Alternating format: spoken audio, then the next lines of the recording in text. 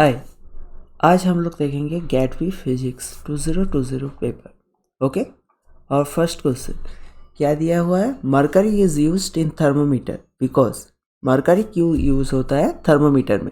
Because it has high coefficient of expansion, क्योंकि ये easily expand हो जाता है टेम्परेचर के साथ। हाईली सेंसिटिव, और इसका मेल्टिंग और तुम्हारा बॉइलिंग पॉइंट भी ज़्यादा होता है, इसलिए मरकरी हम लोग यूज़ करते हैं इन थर्मोमीटर में। और हाई कोफिशिएंट होता है क्योंकि सेंसिटिव होता है। Okay, that's why our option 1 is correct. Now Tyndall effect is associated with, Tyndall effect किससे एसोसिएटेड है? Colloidal solution. Okay, Tyndall effect होता क्या है? जब कोई कोलाइडल सॉल्यूशन में लाइट पास करता है, वो कोलाइडल सॉल्यूशन में जो पार्टिकल रहता है वो एब्जॉर्ब कर लेता है एनर्जी, देन स्कैटर करता है सम पोर्शन। इसलिए हम लोग उसका पाथ ट्रेस कर पाते हैं। इधर देख सकते हो, इधर हम लोग लाइट का पाथ देख पा रहे हैं, इसलिए स्कैटर्ड होता है। Okay, now our next question, gravitational forces are, gravitational force F क्या होता है? Gravitational constant that into m1 m2 mass multiplication divided by distance square. So inversely proportional to the cube, not cube, that is square. Okay, as we can see, r square. So inversely proportional to the square of the distance between the object. जितना distance बढ़ेगा उतना force कम होगा। Now और next question, in solid state physics work function, work function क्या होता है? कोई photon जब कोई फोटोन कोई मेटेलिक प्लेट के ऊपर गिरता है तो क्या होता है? इलेक्ट्रॉन इजेक्ट होता है, और जो मिनिमम एनर्जी रिक्वायर्ड होता है इलेक्ट्रॉन को इजेक्ट करने में, उसे हम कहते हैं वर्क फंक्शन। ओके, तो इधर क्या होगा? The minimum energy required for the emission of photo electron from a metal. So photo electron को एमिट करने में जितना मिनिमम एनर्जी लगेगा उसे हम वर्क फंक्शन बोलते हैं। यहाँ से फोटोन गिरता है कोई मेटालिक प्लेट के ऊपर, और वही एनर्जी एक्वायर करके यहाँ से इलेक्ट्रॉन इजेक्ट होता है। Okay, now that is photo electric effect basically. Now the electric and magnetic field components of an electromagnetic wave are. So electromagnetic wave मतलब इलेक्ट्रिक फील्ड भी है और मैग्नेटिक फील्ड भी है। नाम से ही पता चल रहा है electromagnetic wave. So electric magnetic wave में क्या होता है? इलेक्ट्रिक फील्ड और मैग्नेटिक फील्ड रहता है, पर यहाँ क्या पूछा है? Perpendicular to the electric field और मैग्नेटिक फील्ड क्या होगा, उसका डायरेक्शन क्या होगा? Perpendicular to the direction of propagation, parallel to the और पैरेलल टू ईच अदर, और independent of direction of propagation. हम लोग देखते हैं एक पिक्चर कैसे होता है, ये वेव कैसे दिखता है। ये देखो, एक्स एक्सिस के तरफ प्रोपागेट कर रहा है, और देखो इलेक्ट्रिक फील्ड और मैग्नेटिक फील्ड दोनों ही परपेंडिकुलर है, जहाँ जिस डायरेक्शन में प्रोपागेट कर रहा है उसका perpendicular. So what's be our option? Our option is perpendicular to the direction of propagation. Okay, our option 1 is correct. Now which one of the following is a dimensionless quantity? कौन सा physical quantity is dimensionless? तो magnetic flux, magnetic flux क्या होता है? Magnetic field that into area. So it is dimension, it has some dimension, इसमें कुछ dimension है। Specific heat, specific heat मतलब one kind of heat, heat का भी डायमेंशन होता है। Amplification factor in electronics, amplification factor होता है some current divided by current, और डिफरेंट करंट होता है, base current, collector current, so current divided by current होता है, so same quantity divided by same quantity, so it is dimensionless quantity, so our option 3 is correct. Now our next question, the angle of contact in surface tension is, okay, angle of contact कैसा होता है, acute और obtuse for different kind of, acute for liquid which do not wet the solid, okay, दो तरह का liquid रहता है, एक वेट हो जाता है, वेट कर देता है सॉलिड को, और एक वेट नहीं करता है, ओके. नाउ और दो तरह का एंगल होता है, एक होता है एक्यूट, एक्यूट एंगल मतलब, सॉरी स्पेलिंग गलत हो गया, ACUTE, acute, acute angle, acute angle होता है जब एंगल 90 डिग्री से कम होता है, और ऑब्ट्यूज कब होता है एंगल, ऑब्ट्यूज एंगल बोलते हैं जब एंगल 90 डिग्री से ज़्यादा होता है. तो इधर देख सकते हो, mercury do not wet the solid, जब कोई लिक्विड वेट नहीं करता है सॉलिड को तब ऐसा शेप करता है, और जब कोई लिक्विड वेट मैंने भिगा देता है तो ऐसा शेप होता है. जैसे वाटर हम लोगों को पता है, water wet the solid is, और mercury do not wet the solid. यहाँ मरकरी क्या कर रहा है, देखो ये वेट कर रहा है, do not wet the solid, और क्या कर रहा है, 90 डिग्री से ज़्यादा एंगल कर रहा है, greater than 90 degree, do not wet. So क्या होगा, सो इधर एंगल हो रहा है ऑब्ट्यूज, और do not wet the solid. ये दोनों चीज़ कहाँ पे है, कौन सा ऑप्शन पे है, 3 नंबर ऑप्शन पे. यहाँ देखो, obtuse for the liquids which do not wet the solid. 1 number होगा क्या, 1 नंबर पे क्या है, acute for liquid which do not, no ये तो नहीं होगा क्योंकि ऑब्ट्यूज होता है. 2 नंबर भी नहीं होगा, ऑब्ट्यूज ये वेट, इधर देखो 90 डिग्री से कम है, लेस देन 90, एक्यूट एंगल कर रहा है, नॉट ऑब्ट्यूज.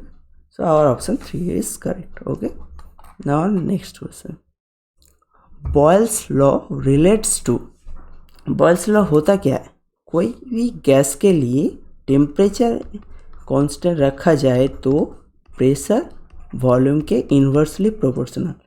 हम लोग वॉल्यूम जब कम करेंगे तो प्रेशर बढ़ जाएगा. यहाँ देख सकते हो, वॉल्यूम कम किया तो प्रेशर बढ़ जाएगा. रियल लाइफ पे भी हम लोग देखते हैं. ये कौन सा रिलेट किससे होता है, kinetic theory of gas, not solid और लिक्विड. हम लोग गैस के लिए बॉयल्स लॉ डिफाइन करते हैं. Now commonly A diode valve is used in, क्या होगा, एम्पलीफायर. एम्पलीफायर में क्या होता है, कोई भी एम्पलीफायर में कोई भी सिग्नल भेजोगे तो एम्पलीफायर के थ्रू, एम्पलीफायर के थ्रू भेजोगे तो सिग्नल का एम्पलीट्यूड इंक्रीज हो जाएगा. ओके, और ऑसिलेटर में क्या होता है, ऑसिलेटर यूज़ होता है तुम्हारा ऑसिलेट करने के लिए, मतलब तुम्हारा डीसी से एसी सिग्नल प्रोड्यूस करने के लिए. पर डायोड वाल्व मतलब कोई भी एक वाल्व की तरह यूज़ होने पे, वाल्व मतलब कोई भी एक पोर्शन स्टॉप करने के लिए वाल्व. रियल लाइफ में हम लोग जो वाल्व बोलते हैं, कोई भी एक पोर्शन जाएगा और एक पोर्शन नहीं आएगा. Okay, that is rectifier. Rectifier में क्या होता है, एक पोर्शन अपर हाफ जा सकता है तो लोअर हाफ नहीं जा सकता है, या लोअर हाफ जा सकता है तो अपर हाफ नहीं जा सकता है. ऐसा कुछ हम लोग सिस्टम कर सकते हैं.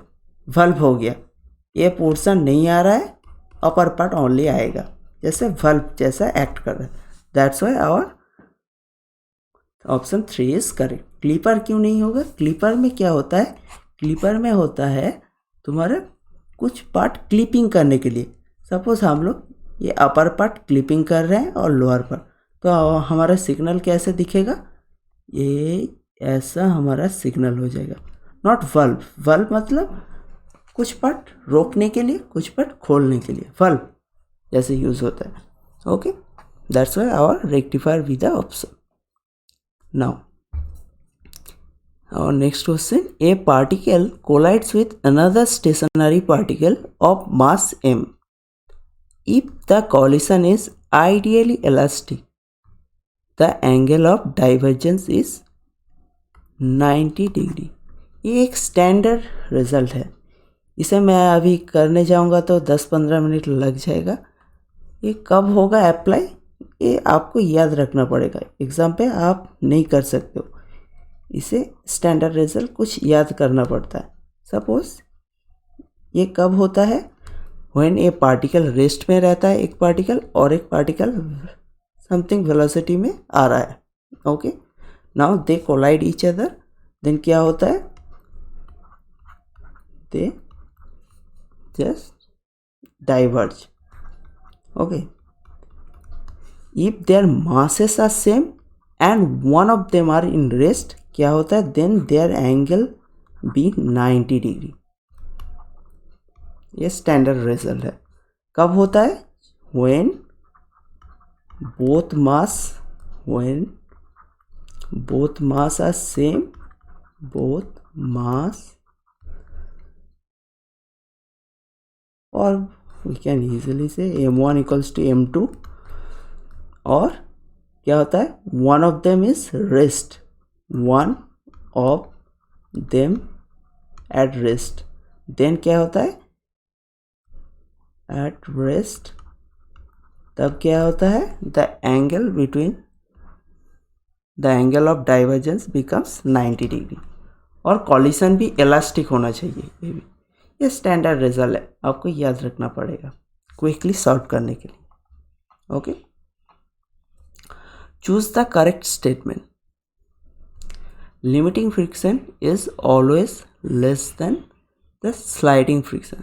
फ्रिक्शन क्या होता है, फ्रिक्शन क्या होता है, हम लोग जब कुछ भी पुश करते हैं तो इधर क्या होता है, सरफेस, दोनों सरफेस में रब होने के लिए एक ऑपोजिंग फोर्स एक्ट करता है। हम लोग इधर पुश करेंगे तो इस सरफेस इंटरलॉकिंग के लिए फ्रिक्शन फोर्स ऑपोजिट डायरेक्शन में एक्ट करता है।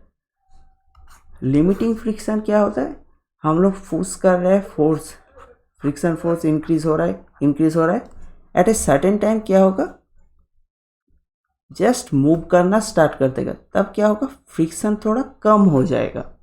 ओके, ये होता है limiting friction. The maximum static friction, यहाँ क्या होता है, दिस पोर्शन में, ये पोर्शन में क्या होता है, स्टैटिक फ्रिक्शन, मतलब स्टैटिक सिचुएशन में है ब्लॉक और बॉडी। देन क्या होता है, लिमिटिंग फ्रिक्शन क्रॉस करोगे तो बॉडी जस्ट मूव करना स्टार्ट कर देगा, दैट इज लिमिटिंग फ्रिक्शन। ये वाला लिमिटिंग फ्रिक्शन है। और इधर क्या होगा, ये स्लाइड करना स्टार्ट कर देगा, this portion. Okay, sliding friction. Now you can say static friction is always greater than the sliding friction. Static friction is equal to slide, ये नहीं होगा।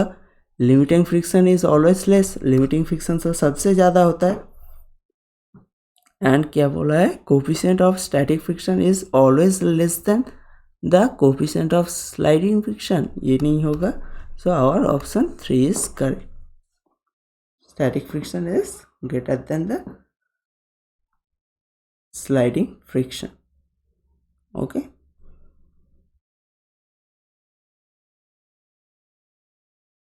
पर ऑलवेज नहीं होगा, समथिंग मे बी मिस्टेक है, कुछ मिस्टेक है क्वेश्चन में। ऑलवेज नहीं, sometimes greater than the sliding friction, हम लोग देख सकते हैं इस ग्राफ पे।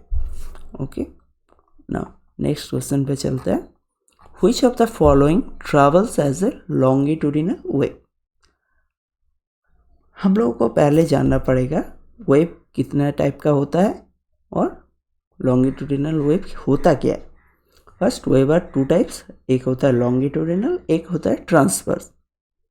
हम लोग देखे हैं एक क्वेश्चन पिछले एक क्वेश्चन देखा था, EM wave, electromagnetic wave, that is transverse wave. क्यों?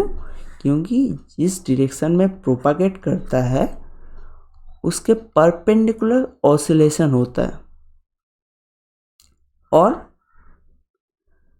लॉन्गिट्यूडिनल वेव में क्या होता है, जिस डायरेक्शन में प्रोपागेट करेगा उस डायरेक्शन में वाइब्रेशन होगा, पार्टिकल और source something. Okay, now light के electromagnetic waves is transverse wave. हम लोगों ने पहले ही देखा, परपेंडिकुलर डायरेक्शन में वाइब्रेट होता है, जिस डायरेक्शन में प्रोपागेट करता है उसके। और लाइट वेव भी एक इलेक्ट्रोमैग्नेटिक वेव भी होता है, सो लाइट वेव भी नहीं होगा। और sound wave is a longitudinal wave, क्योंकि इधर से देखो ये जो वाइब्रेशन इधर इस डायरेक्शन, जिस डायरेक्शन में प्रोपागेट हो रहा है उसी डायरेक्शन में तुम्हारा वाइब्रेशन, कॉम्प्रेशन और एक्सपेंशन होके सोर्स से डायरेक्शन में जा रहा है। देख सकते हो, बेसिकली ये एयर मॉलिक्यूल वाइब्रेट होता है इधर। So sound wave is the correct option. Now latent heat brings, latent heat क्या होता है? लेटेंट हीट होता है बेसिकली तुम्हारा amount of heat required for unit mass to change it state. So हम लोगों को पता है 0 डिग्री सेंटीग्रेड तुम्हारा आइस, 0 डिग्री सेंटीग्रेड वाटर में, आइस 0 डिग्री सेंटीग्रेड वाटर में कन्वर्ट होने के लिए तुम्हारा फॉर 1 ग्राम हम लोग को पता है स्पेसिफिक हीट होता है 80 कैलोरी हीट रिक्वायर्ड होता है, यही है स्पेसिफिक हीट। सो टेम्परेचर नहीं चेंज होता है, ओनली स्टेट चेंज होता है आइस से वाटर। सो इधर क्या होगा, about a change in the state of material. Okay, now next question, in electric resistance has to be decrease. So resistance को घटाना है तो resistor have to be connected. कैसे हम लोग कनेक्ट करेंगे? सपोज हमारे पास 2 रेजिस्टेंस है, 2 1 ओम, ओके, 1 ओम एंड हियर 1 ओम। हम लोगों को पता है क्या होगा, हम लोग सीरीज में कनेक्ट करेंगे तो क्या होगा, दोनों रेजिस्टेंस को 1 ओम 1 ओम, तो क्या होगा 1 + 1 that is equals to 2 ohm. If we combine them, connect them in parallel, तो क्या होगा, देखो 1 1, ओके। पैरेलल में क्या होता है, इक्विवेलेंट, और इक्विवेलेंट इधर क्या होगा, जस्ट 1 × 1 डिवाइडेड बाई 1 + 1, सो 1/2 0.5। देखो रेजिस्टेंस कम हो गया, सो रेजिस्टेंस को डिक्रीज करने के लिए हमें पैरेलल कनेक्शन करना पड़ेगा। Okay, that's why our option 4 is correct.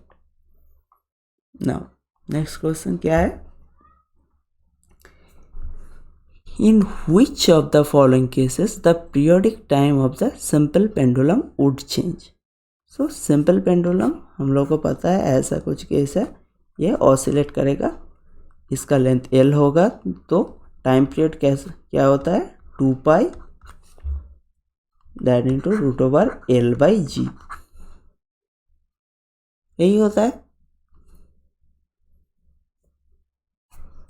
Okay, तो टाइम पीरियड क्या होगा 2π √L/G। नाउ किसके ऊपर डिपेंड कर रहा है, G तो कांस्टेंट है और 2π भी कांस्टेंट है, ओनली डिपेंड करेगा लेंथ के ऊपर। So if the length of the pendulum change then time period also change. यहाँ क्वेश्चन में दिया है चेंज कब होगा, जब हम लोग लेंथ चेंज करेंगे पेंडुलम का। Okay, now next question, which one of the following metals is used for galvanizing iron? ये होता है जिंक। ओके, नाउ और लास्ट क्वेश्चन फिजिक्स में, which material has the highest conductivity? High conductivity मतलब हम लोगों को पता है कंडक्ट करना है, हीट और हीट कंडक्ट करना है, और बेसिकली इलेक्ट्रिकल कंडक्टिविटी। तो क्या किसका कंडक्टिविटी ज़्यादा होता है? मेटल का। कौन सा मेटल होगा इधर? इधर कौन कौन सा मेटल है? Iron and copper. इसमें भी कॉपर का कंडक्टिविटी ज़्यादा होता है। That's why our option 4 is correct. Okay.